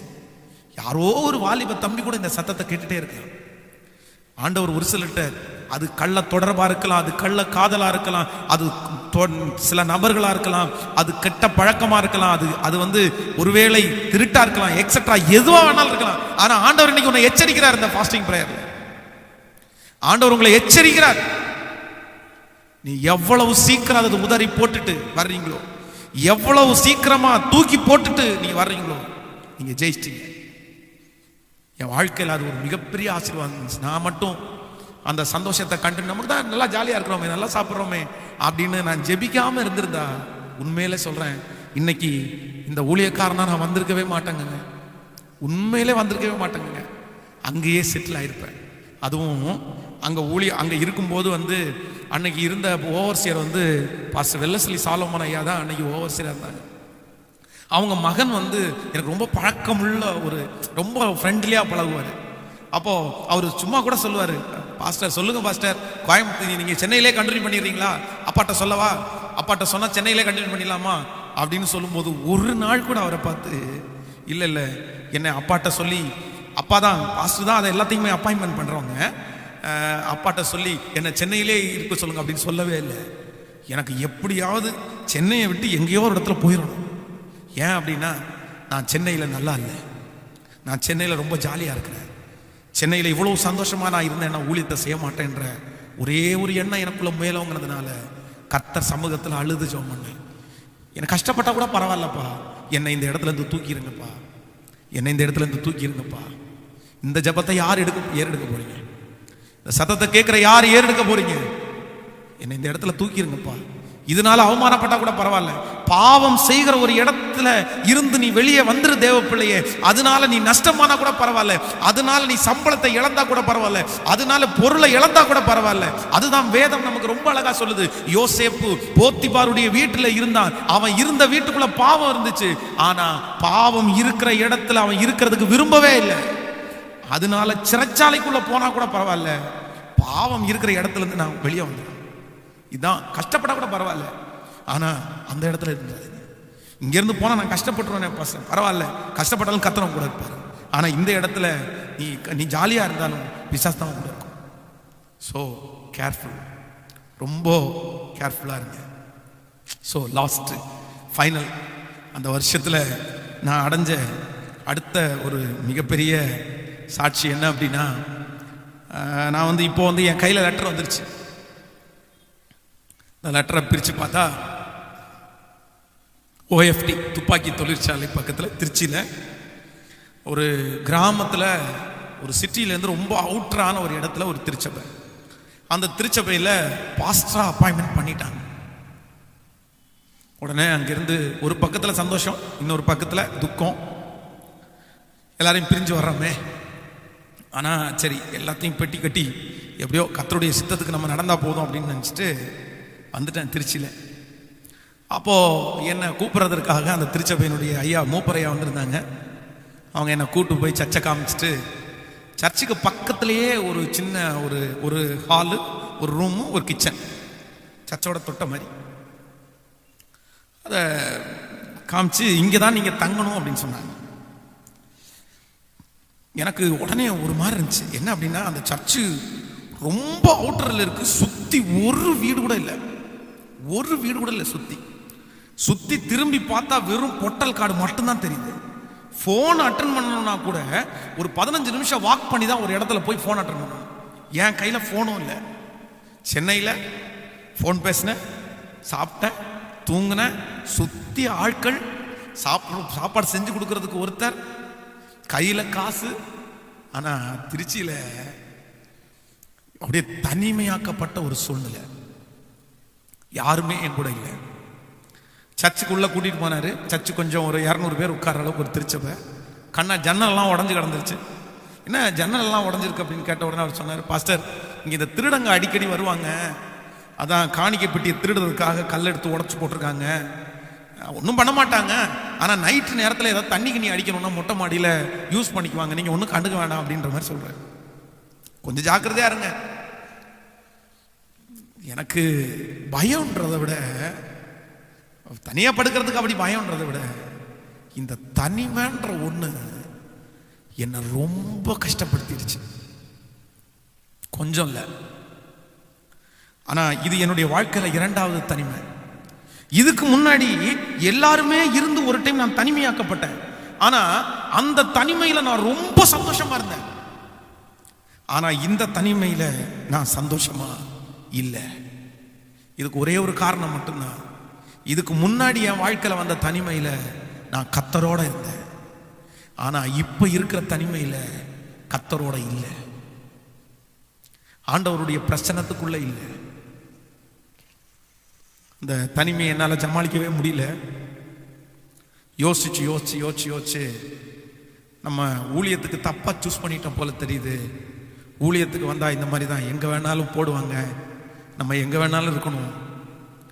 அதான் ஊழியக்காரங்கன்னு சொன்னாலே எல்லாருக்குள்ளேயும் ஒரு எக்ஸ்பெக்டேஷன், எதிர்பார்ப்பு இருக்கும்ல. ஊழியக்காரங்க இப்படி தான் இருக்கணும், இப்படி தான் ட்ரெஸ் பண்ணணும், இப்படி தான் பேசணும். நான் வாழ்ந்து படித்த முன்மாதிரிகளும் அப்படி தான் இருந்தாங்க. ஊழியக்காரங்கன்னா இப்படி தான்டா இருக்கணும், ஊழியக்காரங்க எல்லாரும் மாதிரி இருக்க முடியாதுடா, எல்லாரும் மாதிரி பேச முடியாதுடா. அதனால் நானே ரொம்ப யோசிக்க ஆரம்பித்தேன். நம்ம தப்பாக டிசைட் பண்ணிட்டோம். நமக்கு வயசு இப்போ ரொம்ப கம்மியான வயசு. இந்த வயசுலேயே நம்ம யார்கிட்டையுமே பேச முடியலையே, நண்பர்கள் கூட யாருமே இல்லையே, பேசுறதுக்கு கூட ஒருத்தர் இல்லை, ஃபோன் கால் ஒருத்தர் இல்லை, ஊர்லேருந்து ஒருத்தர் இல்லை, எதுவுமே இல்லாமல் தனிமையாக்கப்பட்ட அந்த வாழ்க்கையை என்னால் மறக்கவே முடியாது. ஒவ்வொரு நாளும் நரகமாக இருந்துச்சு. காலையில் எந்திரிச்சு பார்க்கும்போது வெறும் பொட்டல் காடு மட்டும்தான் தெரியும். ஃபோன் வேற என் கையில் இல்லாதனால யாரும் பேச முடியாது. ஒவ்வொரு நாளும் யோசிச்சு யோசிச்சு யோசிச்சு யோசிச்சு பயத்தினால தாக்கப்பட்டு திடீர்னு உடம்பு ரொம்ப பலவீனப்பட்டுச்சு. ஒரு நாளில் 8 டைம் 9 டைம் பாத்ரூம் போக ஆரம்பிச்சிட்டேன். லூஸ் மோஷன், இன்னும் உடம்பு தளர்வு. டெஸ்ட் பண்ணி பார்த்தா, டாக்டர்கிட்ட போய் செக் பண்ணால் டாக்டர் சொன்னார், உங்களுக்கு மஞ்சக்காமலாம் இருக்கிற மாதிரி தெரியுது, கொஞ்சம் செக் பண்ணிக்கங்க அப்படின்னாரு. என்னமோ தெரில, அவர் செக் பண்ணுங்கன்னு சொன்ன உடனேயே அந்த சிம்டம்ஸ் எல்லாம் எனக்கு அப்படியே வந்த மாதிரி தெரிஞ்சிச்சு. அவர் என்னென்ன சிம்டம்ஸ் கேட்டாரோ அந்த சிம்டம்ஸ் என்கிட்ட இல்லைனாலும் அந்த சிம்டம்ஸ், வாமிட் வர மாதிரி இருக்கான்னு கேட்டார். அதுக்கப்புறம் அந்த வாமிட் வர மாதிரி வந்துச்சு. கண்ணெல்லாம் மஞ்சளாக இருக்குன்ற மாதிரி பார்த்தாரு, அதே மாதிரி ஆயிடுச்சு. மஞ்சக்காமால 1% இருக்குது அப்படின்னு சொன்னாங்க. அப்போ அங்கேருந்து நான் இங்கே இருக்க முடியாது, ஸ்தாபனத்திற்கு நான் லெட்டர் அனுப்பி எனக்கு யாராவது ஒருத்தரை எனக்கு துணைக்காக எனக்கு என் கூட அனுப்புங்க அப்படின்னு சொன்னேன். துணையாக ஒருத்தரை போட்டாங்க. ஆனாலும் நான் மென்டலி ரொம்ப டிஸ்டர்ப் ஆகிட்டேன். சரீரத்திலையும் ரொம்ப பாதிக்கப்பட்டு யோசிச்சு யோசிச்சு யோசிச்சு யோசிச்சு என் வாழ்க்கையினுடைய எதிர்காலத்தை குறித்து ரொம்ப நெகட்டிவாக யோசிச்சு என் விசுவாசம், என் நம்பிக்கை எல்லாமே போய் தனிமரமாக மாற்றப்பட்டு நின்றேன். இன்றைக்கு இந்த ஜெபத்தில், இந்த உபவாச ஜெபத்தில் இருக்கிற என் அன்பு தேவனுடைய பிள்ளைகளே, ஒருவேளை இந்த சத்தத்தை கேட்கிற யாரோ ஒருத்தர் நீங்க தனிமையா இருக்கலாம். நீங்க உங்களுடைய தனிமை உங்களை கொன்னுட்டு இருக்கலாம். இதே அனுபவத்துல தான் பாஸ்டர் நான் இருக்கிறேன். நான் நிறைய யோசிக்கிறேன். எனக்கு ரொம்ப நெகட்டிவான எண்ணம் இருக்குது. என் கூட யாருமே இல்லை. என் சின்ன வயசுல என் கூட நிறைய பேர் இருந்தாங்க. நான் ஒரு ஜாலியான பர்சன். ஆனா இன்னைக்கு நான் அப்படி இல்லை. நான் ஒவ்வொரு நாளும் சாகுறேன். என்கிட்ட பேசுறதுக்கு ஆள் இல்லை, என்கிட்ட பழகிறதுக்கு ஆள் இல்லை. நான் தனிமைப்படுத்தப்பட்டிருக்கேன்றவங்களுக்கு எல்லாருக்குமே நான் ஒரு ஆலோசனை கொடுப்பேன். 2 டைம் என் வாழ்க்கையில தனிமையா இருந்தேன். ஆனா ஒரு டைம் நான் தனிமையை வெற்றியா முடிச்சேன். அந்த தனிமையினுடைய முடிவில் எனக்கு ஒரு பெரிய அவார்டு கிடைச்சிருச்சு. ஆனா இந்த தனிமையில நான் தோல்வி ஆயிட்டேன். காரணம் வேற எதுவுமே இல்லை. அந்த தனிமையை நான் ஆண்டவரோட செலவு பண்ணேன். இந்த தனிமையை நான் ஆண்டவரோட செலவு பண்ண நினைக்கல. தனிமையில இருக்கிற ஒவ்வொருத்தருக்கும் நான் கொடுக்கிற ஆலோசனை, இந்த தனிமை ஆண்டவரோட நீ இருக்கும்படியாக கர்த்தர் உனக்கு அனுமதிச்சது, ஆண்டவரோட பேசி கொண்டிருக்கும்படியாக அனுமதிச்சது. இந்த தனிமையில ஆண்டவரோட கூட மட்டும் பேசி பேசி பழகிட்டு இருப்பீங்கன்னா நான் நம்புறேன் ஆண்டவருடைய குணம் உங்களுக்குள்ள வரும், ஆண்டவருடைய வல்லமை உங்களுக்குள்ள வரும், ஆண்டவருடைய அபிஷேகம் உங்களுக்குள்ள வரும். அந்த அபிஷேகம் உங்களுக்குள்ள வருமானால் நீங்க எவ்வளவு பெரிய ஊழியத்தை மகிமையை காண போறீங்கன்றதை நீங்க, நான் தீர்க்க தரிசனமா சொல்றேன், கண்டிப்பாக அதை பார்ப்பீர்கள். தனிமையில இருக்கிற அத்தனை பேருக்கு நான் கொடுக்கிற ஆலோசனை, ஏசப்பாவை பிடிச்சுக்கப்பா, ஏசப்பாவை பிடிச்சுக்கங்க சிஸ்டர், பிரதர், ஏசப்பாவை பிடிச்சுக்கங்க. இந்த உலகத்துல எல்லா மனிதர்களுக்கும் தனிமை தான். யாரும் நமக்கு நிரந்தரம் இல்லை. யாரும் நம்மோட கடைசி வரைக்கும் இருக்க போறது இல்லை. இன்னைக்கு அட் பிரசன்ட் நான் சொல்றேன், இந்த சூழ்நிலையில நான் இப்ப தனிமையா ஒரு 4 நாள் என்னை விட்டுட்டீங்கன்னா வைங்களேன், அந்த 4 நாளும் ஹாப்பியா தாங்க இருப்பேன், சந்தோஷமா இருப்பேன். இன்னைக்கு தனிமையை குறிச்ச பயம் எனக்குள்ள இல்லவே இல்லை. தனிமையை குறிச்ச பயம் எனக்குள்ள இல்லை. ஏன் அப்படின்னா இப்ப நான் நம்புறேன் என் கூட கர்த்தர் இருக்கிறாரு. ஜெபம் பண்ணிட்டு பேசிட்டு தேசத்திற்காக ஜெபம் பண்ணிட்டு பைபிள் தியானிச்சுட்டு நிம்மதியா படுத்து தூங்கிட்டு ஆண்டவர் என் கூட இருக்கிறார். தனிமையை ஜெயிக்கணும்னு நினைக்கிற ஒவ்வொருத்தருக்கும், தனிமையில உட்கார்ந்து ரொம்ப யோசிச்சு மனசை குழப்பி எதிர்காலத்தில் கேள்விக்குறியோடு இருக்கிற ஒவ்வொருத்தருக்கும் சொல்றேன், ஆண்டவர் உங்க கூட இருக்கிறார். ஆண்டவருடைய கையை பிடிச்சி, இந்த உலகத்திலேயே ஒரே ஒருத்தருக்கு மட்டும்தான் தனிமை இல்லை. யாருக்கு தெரியுமா? ஆண்டவரோட இருக்கிறவங்களுக்கு மட்டும்தான் சாகிற வரைக்கும் தனிமை இல்லை. மற்ற எல்லாருக்குமே இந்த உலகத்துல தனிமைன்ற ஒண்ணு உங்களை கொன்றும். சில நேரத்தில் உங்களை ரொம்ப பாதிச்சிடும். ஆண்டவர் உங்களுக்காகவே இந்த ஃபாஸ்டிங் பிரேயர் அரேஞ்ச் பண்ணியிருக்கார். உனக்காகவே ஆண்டவர் பேசிட்டு இருக்கு. நீ தனிமையா இல்லை, ஆண்டவரோட. ஸோ எனக்கு அந்த ஊழியத்தினுடைய அந்த வருஷத்தினுடைய எண்டு சந்தோஷமானதா இல்லை, மகிழ்ச்சியானதா இல்லை. நானே எனக்கு எடுத்துக்கிட்டேன்னு தான் சொல்ல முடியும். அதான் ஞாயிற்றுக்கிழமை கொடுத்த அந்த செய்தியை கண்டிப்பா நீங்க யாராவது பார்க்கலன்னா கூட பாருங்க. நான் இவ்வளவு கஷ்டப்படுறதுக்கு யார் காரணம் அப்படின்ற செய்தியில நான் பேசியிருப்பேன். நான் அந்த மன அழுத்தத்துக்குள்ள ஆளாகி நான் ரொம்ப கஷ்டப்படுறதுக்கு காரணம் நான் தாங்க காரணம். ஆண்டவர் எனக்கு அனுமதிக்கல, நானா வர வச்சுக்கிட்டேன், நானா யோசிச்சு என்னை கெடுத்துக்கிட்டேன், நானா என்னை தனிமைப்படுத்தி அப்படி பண்ணிட்டேன். இருக்கிற எல்லாருக்கும் ஒரு எச்சரிக்கை கொடுக்குறேன், ப்ளீஸ் தயவு செய்து நல்லா இருக்கிற உடம்பை கெடுத்துக்காதீங்க. நல்லா இருக்கிற மண்டையை, நல்லா இருக்கிற மூளையை யோசிச்சு குழப்பி சித்திரவதை பண்ணி அதை கொன்றாதீங்க. மூளைன்றது ஒரு காகிதம் போல, அதை போட்டு யோசிச்சு கசக்கிட்டீங்கன்னு வைங்களேன், திரும்ப அது எதுனாலும் கசக்குனது தான். அது வெள்ளை தாளை போல யோசனைனால போட்டு எல்லாம் ஃப்ரீயா விட்டுருங்க. ஆண்டோடைய சமத்துல எல்லாத்தையும் ஈஸியா எடுத்துருங்க. நீங்களே உங்களை கெடுத்துக்காதீங்க, தயவு செய்து கெடுத்துக்காதீங்க. நிறைய ஆண்டவருடைய பிள்ளைங்க இன்னைக்கு செய்யற தப்பே அப்படிதான். அவங்களே அவங்க கெடுத்துக்கிறாங்க. அவங்க அப்படி பண்ணிட்டாங்களோ, இவங்க இப்படி பண்ணிட்டாங்களோ, இதை பண்ணாங்களோ, இவங்க என்ன கொண்டு வந்தீங்க, என்ன கொண்டு போக போறீங்க? நிர்வாணியாய் உங்கள் தாயின் கற்பத்திலிருந்து பிறந்தீங்க, போகும்போது நிர்வாணியாய் போக போறீங்க. அவ்வளவுதான், முடிச்சு. இந்த உலகத்துல நம்ம கொண்டு வந்ததும் ஒண்ணும் இல்லை, கொண்டு போக போறதும் ஒண்ணும் இல்லை, எல்லாமே மாய. அப்போ எதுக்காக நீங்க இப்படி பண்ணணும்னு கேட்கிறேன். எதுக்காக நீங்க கவலைப்படுறீங்க? பேர், புகழ், பட்டம், பதவி எதுவுமே உங்க கூட வராது. எதுவுமே உங்க கூட வராத ஒண்ணுக்காக இன்னைக்கு போட்டு இப்படி மண்டையை போட்டு குழப்பிட்டு இப்படி இருக்கிறீங்களே. ஹாப்பியா இருங்க. சாப்பிட்றத சந்தோஷமா சாப்பிட்டு, உடுத்துறத சந்தோஷமா உடுத்தி, ஆண்டவரை ஆராதிச்சு மகிழ்ச்சியா இருங்க. இன்னைக்கு கர்த்தர் கொடுக்கறத வச்சு சந்தோஷப்படுங்க. அதான் ஆண்டவருடைய பிள்ளைகளிடத்தில் ஆண்டவரை எதிர்பார்க்கிறேன். ஸோ இன்றைக்கு நான் ஜெபிக்க போறேன் எல்லாருக்காக. ஆண்டவர் தனிமையில இருக்கிற அநேகம் பேரை ஆண்டவர் இன்னைக்கு விடுதலையாக்க போறார். நீங்க நோக்க வேண்டிய அவசியமே இல்லை. எந்த நினைவுகளை நீங்க நினைக்க வேண்டிய அவசியமே இல்லை. கரம் பிடித்த தெய்வம் உங்க கூட இருக்கிறார். ஆண்டவரோட இருக்கிற தனிமை உங்களை ஒரு நாளும் உங்களை கஷ்டப்படுத்தவே படுத்தாது. முடிஞ்சவங்க முழங்கால அப்படியே தேவ சமூகத்தில் முழங்கால நின்று, முடியாதவர்கள் தேவனுடைய சமூகத்தில் எழும்பி கூட நின்று கொள்ளுங்கள். தாங்கி ஹோலி ஸ்பிரிட். எல்லாரும் சத்தத்தை உயர்த்தி ஆண்டுடைய சமூகத்தில் ஜெபம் பண்ணுங்க. தேவனே, இயேசுவே, என்னோடு கூட இரும் என்று சொல்லுங்கள். Thank you Jesus. இவர்களை நடத்த வல்லவர் நீர்தானப்பா. இன்றைக்கு பேசின அத்தனை வார்த்தைகளும் உங்களுடைய பிள்ளைகளுடைய வாழ்க்கையில வெற்றியாய் அமைவதாக. அவர்கள் அனுப்பின ஒவ்வொரு ஜெபங்களும் அப்பா நீங்க கேட்டு உங்களுடைய பிள்ளைகளுக்கு பதிலை தாரோ, பதிலை தாருமாட்டோம். கைவிட்டுறாதீங்கப்பா உங்க பிள்ளைகளை. இந்த சமயத்துல ஆண்டவருடைய கரம் அவங்களை தாங்க. எந்தெந்த ஜெப குறிப்புகளுக்காய் அவர்கள் ஜெபிக்க சொன்னார்களோ, ஜெப குறிப்பை அனுப்பி இருக்கிறார்களோ, அந்த ஜெப குறிப்புகளுக்கு பதில் வரட்டும்பா. இந்த 21 நாட்களும் தவறாமல் உடைய பிள்ளைகள் கலந்து கொள்ளணும். அதற்கு வேண்டிய நேரம், அவருக்கு வேண்டிய சூழ்நிலைகளை கர்த்தர் கட்டளையிடுகிறார். இந்த ஊழியத்தில் என்னோடு உதவி செய்கிற தாங்குகிற ஆண்டவரே, இந்த சமயத்திலையும் சிறு சிறு காணிக்கைகளினால் எங்களை ஆண்டவரே அப்பா நேசிக்கிற பிள்ளைகளை 1000 மடங்கு ஆசீர்வதி. ஒரு பெரிய திருச்சபையை கட்டுறதுக்கு எங்களை லட்சக்கணக்கான பேரை ஆயத்தப்படுத்துறதுக்கு அதற்கு வேண்டிய இடம், அதற்கு வேண்டிய பணம், அதற்கு வேண்டிய பொருளை நீங்க தாங்கப்பா. நீங்க வானத்தை தரைங்கப்பா. உங்க மகிமை தாங்கி நடத்தட்டும். நீர் கூடவே இருப்பீராக. இயேசுவின் மூலம் ஜெபம் ஏறெடுக்கிறோம் நல்ல பிதாவே. என் ஆத்துமாவே கர்த்தரை ஸ்தோத்திரி, என் முழு உள்ளமே பரிசுத்த நாமத்தை ஸ்தோத்திரி. என் ஆத்துமாவே கர்த்தரை ஸ்தோத்திரி. கர்த்தர் செய்த சகல உபகாரங்களையும் மறவாது. நம்முடைய ஆண்டவராகிய இயேசு கிறிஸ்துவின் கிருபை, பிதாவாகிய தேவனுடைய அன்பு, பரிசுத்த ஆவியானுடைய அந்யோன்ய ஐக்கியம் நம் அனைவரோடும் இன்றும் என்றும் சதா காலம் கூட இருப்பதாக. ஆமென், ஆமென், ஆமென்.